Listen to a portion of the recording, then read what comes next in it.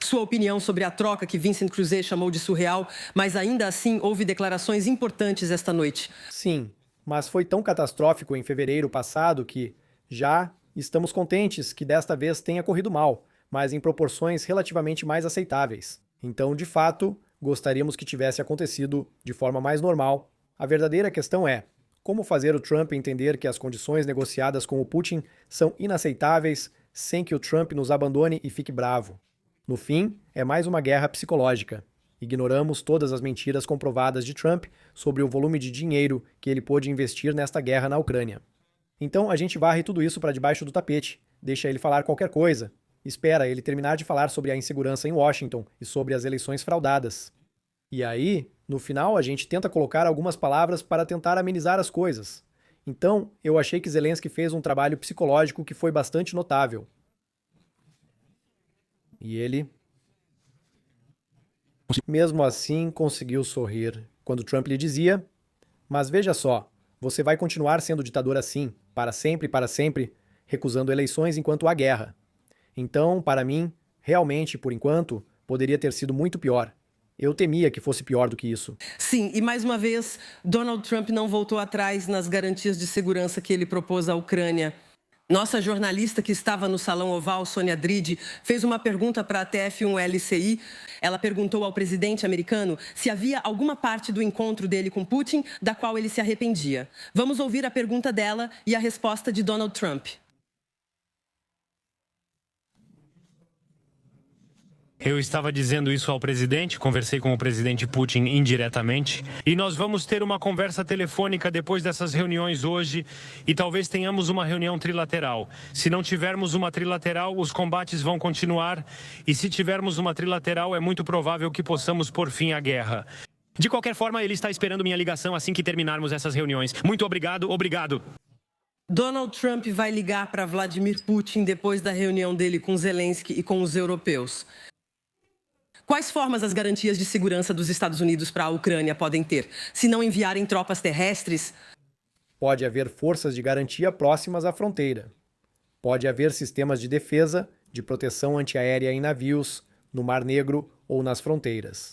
Da Polônia, eles conseguem proteger até 100 quilômetros dentro da Ucrânia, com aviões prontos para decolar e patrulhas aéreas para interceptar mísseis. Ver, é direto, estamos falando de meia hora. Eles atacarão tropas russas que violarem o cessar-fogo e avançarem novamente, ou seja, sem presença no terreno, que por outro lado já foi mencionado como possível por 7 ou 8 países: Austrália, Canadá, Turquia, Europa. Há realmente muitos países envolvidos. A proximidade dos americanos, mesmo sem pisar no solo, mostra que podem responder em meia hora a um ataque. Toda a ideia era essa rede de segurança, essa segunda linha, porque é isso que garante aqueles que vão garantir. A força de garantia que será teoricamente implantada em solo ucraniano, longe das linhas de frente, ou até mesmo também nos países vizinhos, porque não precisa ser necessariamente. As palavras são fortes. Proteção como a da OTAN. Depois... Outro ponto é a inteligência. Seguir fornecendo informações intensamente. Pois, se o material americano parar de chegar, acho que os ucranianos aguentam mais alguns meses se pararem de fornecer informações. Aqui, estamos mais em uma situação como a que sofreram em Kursk, onde, em poucos dias, isso teve realmente implicações operacionais diretas. E o terceiro elemento é a logística. Garantir o apoio operacional, o envio de munições, o abastecimento, o combustível para os aviões, etc. Aviões, radares e todo o entorno formam o ecossistema de um desdobramento. Nisso, os americanos ainda têm relevância e não somos soberanos. Infelizmente. Você acredita que Putin aceitaria encontrar Zelensky e assinar uma rendição em qualquer papel? Ou então... Que Putin aceite isso, sim. Não, mas que Zelensky, obviamente... Zelensky, o chefe de guerra, jamais. Ele desperta grande fervor popular. Ele tem um apoio que nunca foi tão alto. Ele tem 72% de opinião favorável. Putin só vai parar quando for parado por nós, apoiando corretamente a Ucrânia. E não há nenhuma possibilidade de que a Ucrânia aceite ceder seu território gratuitamente. Estamos simplesmente falando de um retrocesso, até mesmo ideológico, do país que teria que ceder territórios que a Rússia não consegue conquistar. Temos um agressor, vamos lá, vamos fazer uma analogia. Temos um ladrão que vai assaltar um banco. Ele quer levar 100 milhões, mas só consegue pegar 19 milhões. No fim, falam para ele: vamos te dar os 20 milhões porque você não pediu os 100 milhões. Sim, Mas ainda assim, no Donbass querem dar o milhão que falta aos ladrões. Estamos numa situação inaceitável. E por que um país que não foi derrotado militarmente deveria sofrer uma derrota diplomática e política? Não há razão nenhuma para que Putin saia dessa situação de cabeça erguida. Só. na sua visão, um acordo de paz está próximo?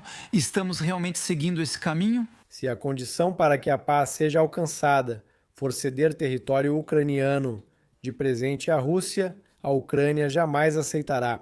E se essa for a condição pela qual a Rússia vai alegar que recusa essa paz, obviamente isso vai continuar. O objetivo da Rússia é justamente fazer esse acordo fracassar, para poder continuar atacando, sempre na esperança de que a Ucrânia entre em colapso, que, repito, nunca vai acontecer. A Ucrânia fabrica 55% de suas armas usadas na linha de frente. Os Estados Unidos, só 20%. A inteligência segue fundamental, como já dissemos. No geral, é importante entender que os ucranianos preferem perder 20% do material vindo dos Estados Unidos do que abandonar as centenas de milhares de pessoas no Donbass, o que representaria um grande custo humano. Vale a pena continuar perdendo milhares de combatentes? Cada morte é trágica. Tenho amigos que morreram, outros no hospital, sei o que isso significa para eles. Mas isso quer dizer que devemos aceitar ter dezenas de milhares de civis mortos? Lembre-se, todas as pessoas no Donbass conhecem Izium. Izium foi ocupada, depois libertada em Izium. Há valas comuns de civis torturados e massacrados, e há crianças e jovens capturados ao sair da escola. Durante as contraofensivas, no fim de 2022, os russos se retiraram.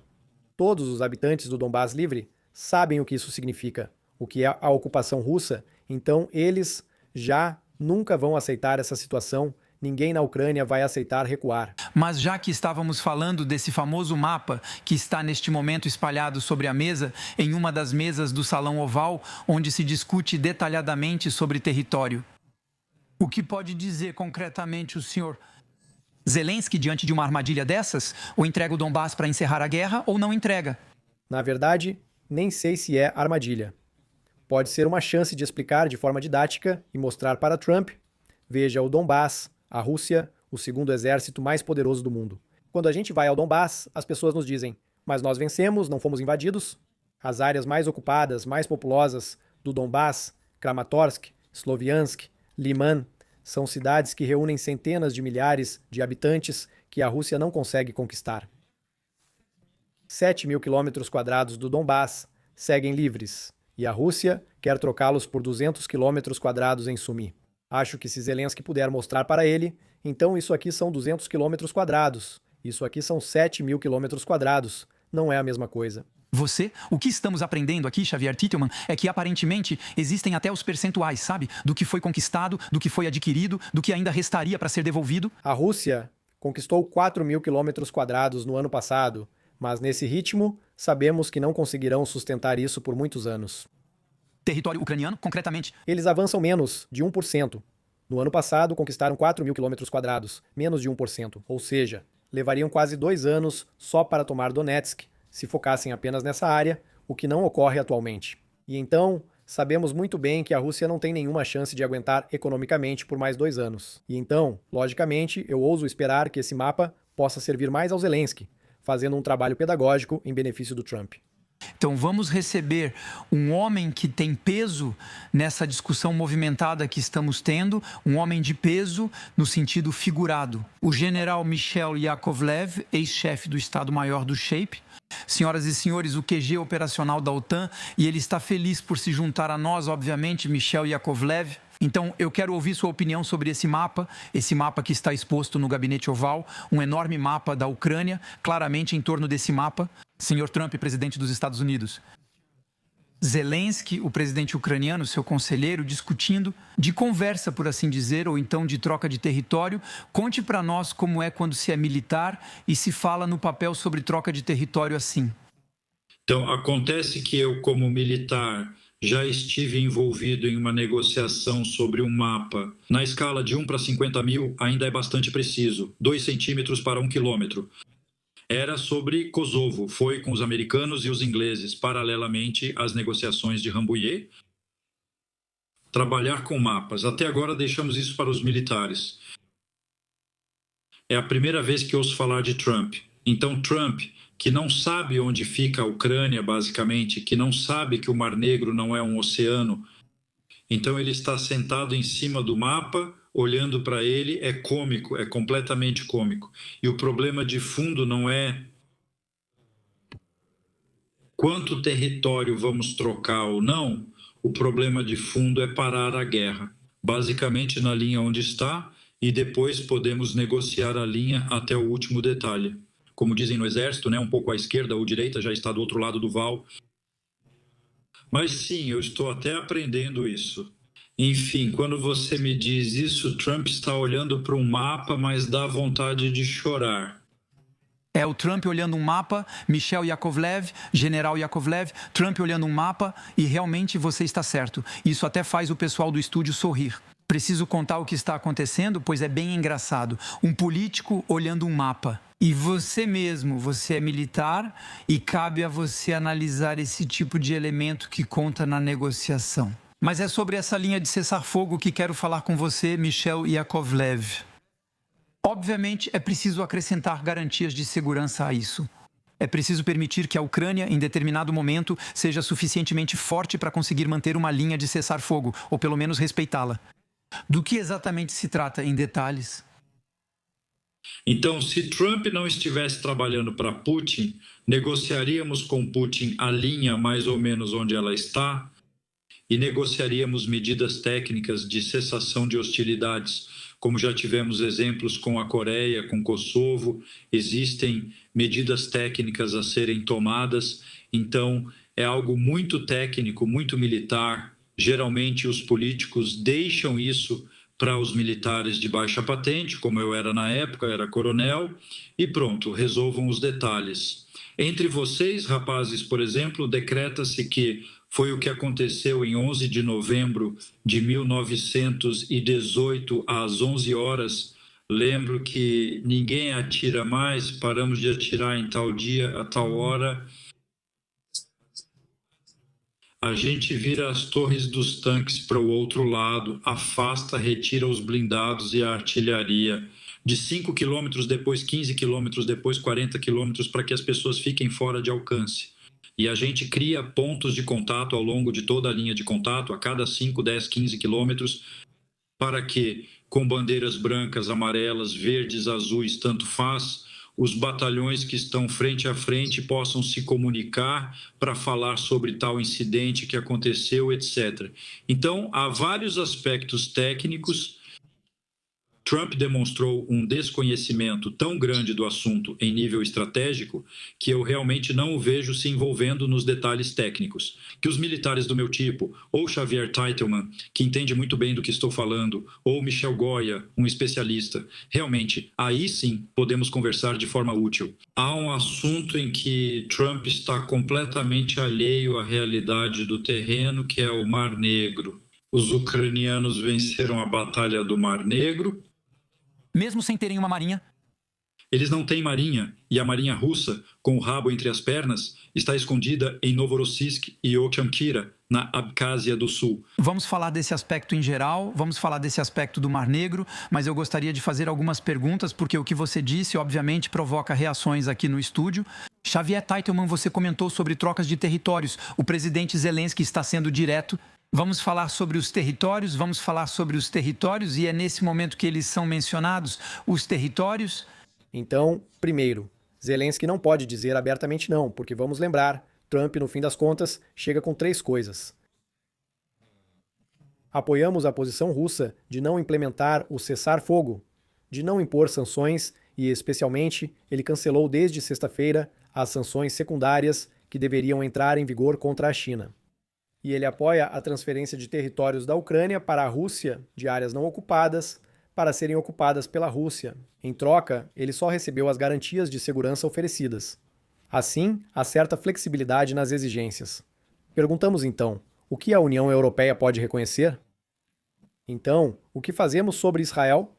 Quando ocupam o Golã, constatamos a ocupação, mas não reconhecemos a ocupação nem a anexação dessa área por Israel. Então, eu acho que já os europeus e os ucranianos só precisam aceitar a realidade do terreno, que é que uma parte do seu território está ocupada. Mas em termos de transferência, 1 quilômetro quadrado ocupado equivale a 1 quilômetro quadrado a ser oferecido à Rússia. Por exemplo, Pokrovsk. Eu estive 4 vezes em Pokrovsk no ano passado. No sul de Donetsk. É um campo de ruínas. Dos 60 mil habitantes, restam 1.500 hoje. Talvez valha a pena oferecer esse campo de ruínas que não valeria nada. Permita-me interromper, Xavier. É exatamente isso que Volodymyr Zelensky pode dizer a Donald Trump, falando de forma clara e simples, com pontos concretos.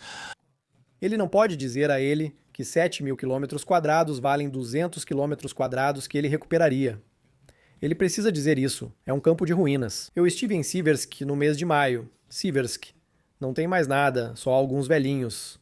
Casas em ruínas, não tem mais nada. Industrial e demograficamente, essas cidades não têm mais ninguém e não valem nada. Está tudo poluído, os campos estão poluídos, há 20 mil drones kamikazes explodindo todos os dias, os campos estão poluídos, a terra é inutilizável, a indústria não existe mais, as cidades não existem mais, a população já foi embora. Se ele quiser entregar para a Rússia e ganhar tempo para construir defesas, recuando até o limite do Donbass, ficará sem defesa abrindo caminho. Então isso não é aceitável. Mas deixar algumas cidades que estão em vales e que já foram arrasadas hoje, eventualmente, talvez Zelensky possa propor isso. O presidente Zelensky, Xavier Titelman, comentou sobre garantias de segurança e afirmou que a principal é ter um exército forte. Ele até fez referência a esses sistemas de mísseis antimísseis Patriot que os americanos poderiam continuar fornecendo. A principal garantia de segurança para a Ucrânia é um exército forte, armado pelos americanos. Vocês ouviram isso esta noite? Ele disse: eu gostaria que ela fosse armada não só pelos americanos, não apenas pelos americanos. Também porque temos equipamentos de melhor qualidade e que podem custar menos também, para uma grande quantidade de sistemas. No geral, a principal segurança da Ucrânia é contar com um exército de 800 mil homens capaz de resistir à Rússia, como fazem há 2 anos e meio. E eu lembro que todos os exércitos europeus juntos não têm a massa de manobra e a capacidade de defesa que a Ucrânia sozinha tem hoje. Então, eles hoje sabem muito bem que se houver um cessar-fogo que seja desfavorável para eles e que a Rússia retire as sanções e que a Rússia seja capaz de se rearmar, eles sabem muito bem que se depois disso não conseguirem recuperar uma força que lhes permita aumentar sua capacidade de defesa. Na velocidade em que a Rússia vai voltar a produzir, estima-se que em 2 anos serão 800 mil homens, 5 mil blindados, 25 mil mísseis de cruzeiro. Bem, se os Países Baixos ou a Ucrânia ou essas áreas que estão na linha de frente não forem capazes de ter os meios para resistir a tal pressão, obviamente eles já sabem que perderam. E você tinha, aliás, ao redor dessa mesa, o presidente da Finlândia, que compartilha uma fronteira com a Rússia?